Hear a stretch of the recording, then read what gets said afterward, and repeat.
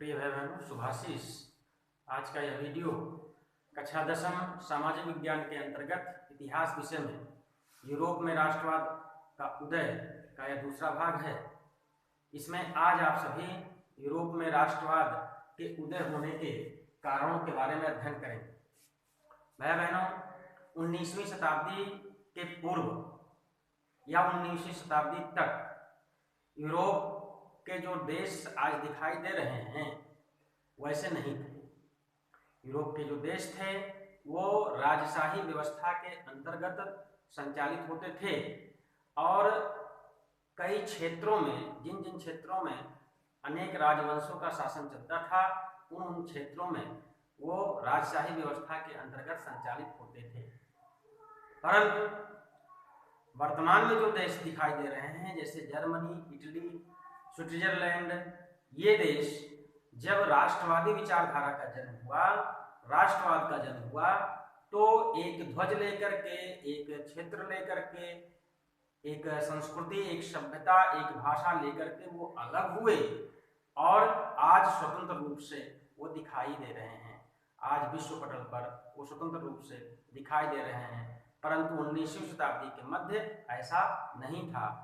संपूर्ण यूरोप पर कुछ राजवंशों का शासन था और वे राजवंश जैसा उस क्षेत्र को, उस क्षेत्र की जनता को संचालित करते थे, जैसा नियम बनाते थे, जैसा कानून बनाते थे, जैसा कर आरोपित करते थे, उसी प्रकार से वे लोग संचालित होते थे। उस पुरानी व्यवस्था से जनता खिन्न हो चुकी थी, नवीन परिवर्तनों की ओर उन्मुख हो चुकी थी और यही नवीन परिवर्तनों की भावना राष्ट्रवादी विचारधारा को जन्म दिया और राष्ट्रवाद यूरोप में उत्पन्न हुआ। इसके अतिरिक्त राष्ट्रवाद जन्म लेने के अनेक कारण जो यहाँ बोर्ड पर लिखे गए हैं, जैसे पुनर्जागरण का प्रभाव। हम सभी जानते हैं 15वीं शताब्दी में जब कुस्तुनतुनिया नगर पर तुर्कों ने अधिकार कर लिया तो वहाँ एक पुनर्जागरण का शुरू हुआ। पुनर्जागरण अर्थात धार्मिक धर्म के क्षेत्र में शुरू हुआ। धर्म के क्षेत्र के बाद सामाजिक क्षेत्र में, राजनीतिक क्षेत्र में नव चेतना का उदय हुआ, जिसको हम पुनर्जागरण की संज्ञा दिए और उसी नव चेतना ने अर्थात नवीन विचारों ने और राष्ट्रवाद विचारधारा को भी जन्म दिया। अब जैसे विज्ञान का उदय हुआ और धर्म के क्षेत्र में जो प्राचीन रूढ़वादी थे, विचारधारा थे, धर्म के क्षेत्र में जो अंधविश्वास थे, उन अंधविश्वासों का समापन हुआ, जनता जागरूक हुई। इस प्रकार से राजनीति के क्षेत्र में भी जनता जागरूक हुई, अधिकारों के क्षेत्र में भी जनता जागरूक हुई और अपने अधिकारों की मांग करने लगी और कार्य के आधार पर दायित्व की बात होने लगी। इस प्रकार से पुनर्जागरण ने भी और राष्ट्रवादी विचारधारा में एक नई चेतना को जन्म दिया और नई विचारधारा को जन्म दिया, जिससे राष्ट्रवादी विचारधारा पुष्ट हुआ। इसके बाद नए मध्यम वर्ग का उदय। हम सभी जानते हैं कि फ्रांस में या संपूर्ण यूरोप में सबसे पहले औद्योगिकरण यूरोप में हुआ और औद्योगिकरण के परिणाम स्वरूप नए नए उद्योगों की स्थापना हुई। नए नए उद्योगों की जब स्थापना हुई तो कामगार गांवों से निकल करके उद्योगों में काम करने के लिए गए और जो उद्योगों की स्थापना किए वो उद्योगपति कहलाए और उद्योगों की स्थापना में उनको अधिक लाभ हुआ, अधिक धनी हुए, उनका जीवन स्तर बढ़ा। उद्योगों के इर्द गिर्द जो क्षेत्र थे उनका शहरीकरण हुआ। शहरीकरण होने के नाते सेवाएं बढ़ी, जैसे बैंकिंग, रेलवे और अनेक प्रकार की ऐसी सेवाएं बढ़ी। सेवा में अनेक प्रकार के कर्मचारी आए, उनको वेतन मिलने लगा, उनका जीवन स्तर बढ़ा। चिकित्सक, शिक्षक, वकील, न्यायाधीश, ऐसे अनेक जो है दायित्वधारी, जो पदधारी जो ऐसे थे, उनको वेतन अधिक मिलने लगा, उनका जीवन स्तर बढ़ा और शिक्षा के विकास के नाते से उनका जो है बौद्धिक स्तर भी बढ़ा। तमाम ऐसे दार्शनिक हुए, दार्शनिक जो हुए वो नई विचारधारा को प्रस्तुत किए, पुराने राजशाही विचारधारा के खिलाफ हुए और उस राजशाही विचारधारा की आलोचना किए। नए स्वतंत्रता पूर्वक रहने वाली जो विचारधारा थी, अधिकारों वाली जो विचारधारा थी उसको प्रस्तुत किए। इस नाते से तमाम बौद्धिक परिवर्तन नए मध्यम वर्ग के उदय होने के कारण हुए। और नया मध्यम वर्ग जब जैसे व्यापारी, शिक्षक, चिकित्सक, वकील, जो बड़े बड़े व्यवसायी थे, ये सब मिल करके और एक नई बात करने लगे, एक नई दिशा देने लगे। और जो पुराना राजशाही जो विचारधारा था, पुराने राजशाही जो व्यवस्था थी, उसके खिलाफ आकर के राष्ट्रवादी विचारधारा को प्रोत्साहन दिए। इस प्रकार से नए मध्यम वर्ग के लोगों ने भी राष्ट्रवादी विचारधारा को पुष्ट किया। इसके बाद उदारवादी विचारधारा का प्रसार। जो नए मध्यम वर्ग के लोग थे, उन्होंने जो विचारधारा प्रस्तुत की, जैसे यूरोप में और जो अमीर वर्ग के लोग होते थे, संपत्ति वाले लोग होते थे, उन्हीं को, और जो स्टेटस जनरल होता था, जो वहाँ की संसदें होती थीं राजा की, उस राजा की संसद में मत देने का अधिकार केवल संपत्ति वालों को था। अन्य क्षेत्रों में भी अगर कोई मत दिया जाता था तो केवल संपत्ति वालों से ही लिया जाता, जिनके पास अपार संपत्ति होती थी। गरीब और महिलाएं मत देने के अधिकार से वंचित थी। तो इसलिए ये जो उदारवादी विचारधारा के लोग थे, ये ऐसी एक व्यवस्था लाना चाहते थे समाज में, राष्ट्र में अपने, जिससे सभी को समान अधिकार मिले, चाहे वह अमीर हो, चाहे वह गरीब हो, चाहे वह महिला हो, चाहे वह पुरुष हो, चाहे वह न्यूट्रल जेंडर हो, सभी को समान अधिकार मिले, सबको समान अवसर मिले। और वे लोग आर्थिक क्षेत्र में भी समानता चाहते थे। आर्थिक क्षेत्र में तो उन्होंने एक जारवे लाइन नामक संघ की, शुल्क संघ की एक स्थापना की, जिसके आधार पर वे बाजारों में समानता की बात करते थे, मूल्यों की समानता, अवसरों की समानता, इस प्रकार की आर्थिक समानता की बात करते थे। तो उदारवाद अर्थात एक ऐसा सिद्धांत जो सबको समान दृष्टि से देखे, सबको समान अवसर मिले, ऐसी विचारधारा, ऐसी विनम्रता की विचारधारा, ऐसे पोषक विचारधारा जो जिससे सबको लाभ हो सके, किसी एक व्यक्ति का, किसी एक समुदाय का लाभ ना हो। तो ऐसी विचारधारा एक नए मध्यम वर्ग के लोगों ने उत्पन्न की। और जबकि इसके पूर्व जो राजशाही विचारधारा थी वो क्रूरता पूर्वक थी, वो केवल कुलीन वर्ग की चिंता करती थी। और जो उच्च वर्ग के लोग थे, जो पादरी थे, जो पोप थे, उनकी चिंता करती थी। बाकी जो अधिकांश जनता थी 75% पूरे यूरोप में, उनकी चिंता नहीं करती थी।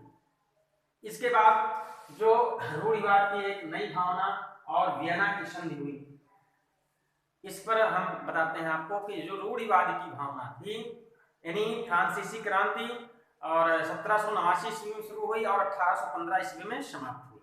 वाटरलू के युद्ध में 18 जून 1815 ईस्वी में, 18 जून 1815 ईस्वी में जब नेपोलियन को घेर करके ब्रिटेन, प्रशा, रूस और ऑस्ट्रिया ने मिल करके घेर करके उसको वाटरलू के युद्ध में परास्त किया, क्योंकि नेपोलियन पूरे फ्रांस ही नहीं पूरे यूरोप में यह चाहता था, जहां जहां राजशाही व्यवस्था थी उस राजशाही व्यवस्था का उसने समूल नष्ट किया और नष्ट करके अपनी एक व्यवस्था उसने अपनाया, जिसमें सबको स्वतंत्रता, सबको समानता और विश्व बंधुत्व की भावना प्राप्त हो सके और सबको समान अवसर मिल सके। ऐसी एक व्यवस्था उसने बनाई थी और पुराने राजशाही व्यवस्था को जड़ से समाप्त करने का उसने प्रयास किया था और अधिकांश क्षेत्रों में उसने समाप्त कर दिया था यूरोप के अधिकांश देशों में। लेकिन ब्रिटेन ने और रूस ने और ऑस्ट्रिया ने, प्रशा ने उसकी बढ़ती हुई शक्ति से भयभीत होकर के उसको वाटरलू के युद्ध में परास्त किया। तो जब परास्त हो गया तो ये लोग फिर से, क्योंकि ये रूढ़िवादी विचारधारा के लोग थे, रूढ़िवादी अर्थात जो परंपराएं प्राचीन काल से, जो रूढ़ियां प्राचीन काल से, जो संस्कृति प्राचीन काल से चली आ रही है, उसी पर वर्तमान की भी व्यवस्था चलती रहे, ऐसी विचारधारा रूढ़िवादी विचारधारा कहलाती है। तो ये रूढ़िवादी लोग मिलकर के फिर से वही व्यवस्था लागू करना चाहते थे पूरे यूरोप में, जिससे जनता को यह जब पता चला कि नेपोलियन की मृत्यु हो गई और फिर से वही व्यवस्था ये सब देश मिल करके, ब्रिटेन और रूस और ऑस्ट्रिया प्रशा सब मिल करके फिर से वही व्यवस्था लागू करना चाहते हैं। संपूर्ण यूरोप में राजशाही व्यवस्था लागू करना चाहते हैं और पुराने राजशाही को बहाल करना चाहते हैं, जिसको नेपोलियन ने अपने परिश्रम से, त्याग से परास्त किया था, समाप्त किया था। तो जनता उद्वेलित हो चुकी और सब में एक आंदोलनात्मक भाव उत्पन्न हुआ कि यह व्यवस्था अब नहीं आनी चाहिए।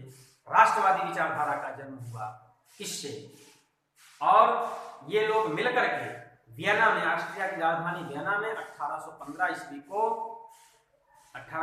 ईस्वी में एक संधि किए और ऑस्ट्रिया का जो उस समय चांसलर था म्यूटरनिख, तो उसने म्यूटरनिख ने, और जो वहाँ का चांसलर था म्यूटरनिख, उसने एक सम्मेलन बुलाया और उस सम्मेलन में ब्रिटेन, रूस, प्रशा, ऑस्ट्रिया ये सब के जो प्रतिनिधि थे वो भाग लिए और फ्रांस पर अनेक प्रकार के आपत्तिजनक संधियां करने के लिए मजबूर किए। ये सब यही चाहते थे कि जो नेपोलियन ने व्यवस्था लागू किया है उस संपूर्ण व्यवस्था को ध्वस्त करके और पुरानी रूढ़िवादी व्यवस्था को अपनाया जाए और पूरे यूरोप में लागू किया जाए, जिससे हमारी जो व्यवस्था, हमारा जो प्रभुत्व है, हमारा जो वर्चस्व है, वो पूरे यूरोप में दबदबा हमारा बना रहे। ये सारे 5 देश मिलकर के चाहते थे।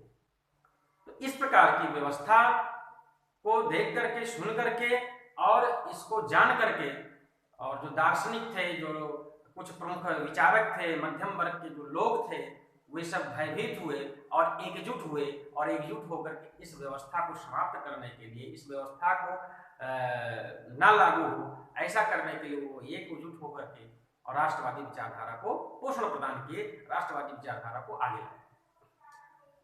एक क्षेत्र, एक राज्य, एक भाषा, एक संस्कृति के आधार पर देशों का संकलन, देशों का निर्माण, इसी में देशों का एकीकरण, इसी में जर्मनी का एकीकरण हुआ, इटली का एकीकरण हुआ, ऑस्ट्रिया का एकीकरण हुआ और ऐसे स्विट्जरलैंड का एकीकरण हुआ, पोलैंड का एकीकरण हुआ। ऐसे अनेक जो देश आज आपको स्वतंत्र रूप से दिखाई दे रहे हैं, ये राष्ट्रवादी विचारधारा का ही परिणाम है।